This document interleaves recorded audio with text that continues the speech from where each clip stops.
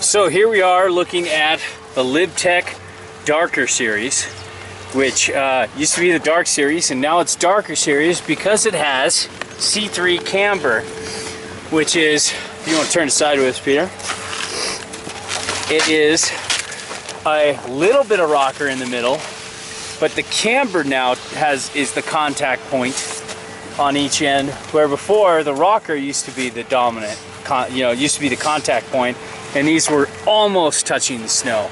Now it's the opposite way, and wow, I remember the old Dark Series when it was camber, and this is a better version of the old camber Dark Series.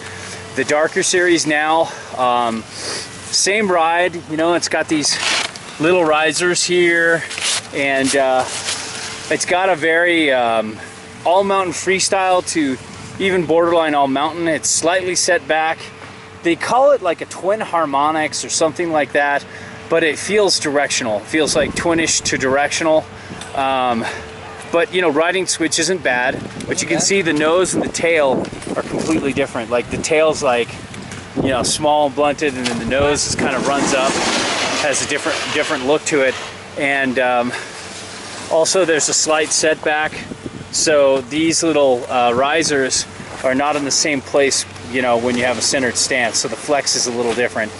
But regardless of that, this is a super fun board, especially for a directional rider, somebody who doesn't ride switch much, to just go hit the pipe, go hit jumps, carve the mountain.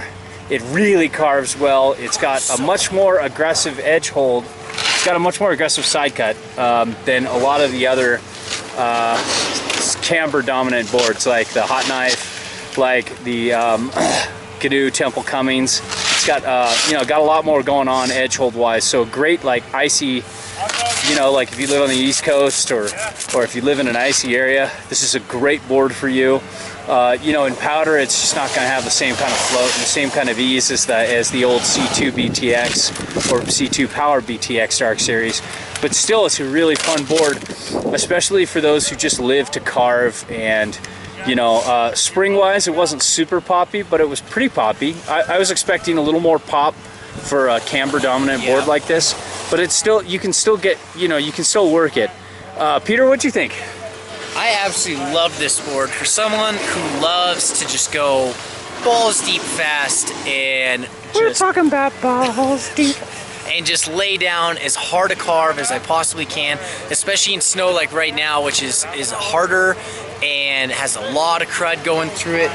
This board absolutely was just like a freight train powering through everything, dropping nipple scratching carves all the way through, going as fast as possible. When I was sending huge, it's probably about a 20-foot jump, and the thing just felt so solid in the air. The landing just stuck like glue.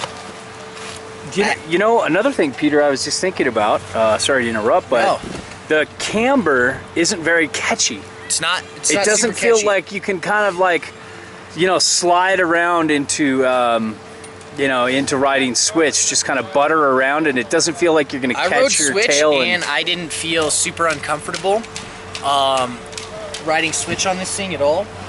It's definitely not going to, being a directional camber board or directional C3, it's not necessarily going to be the best thing for riding switch. I wouldn't be popping blindside 180s off any big jumps anytime soon, but I still didn't feel very uncomfortable with the great edge hold.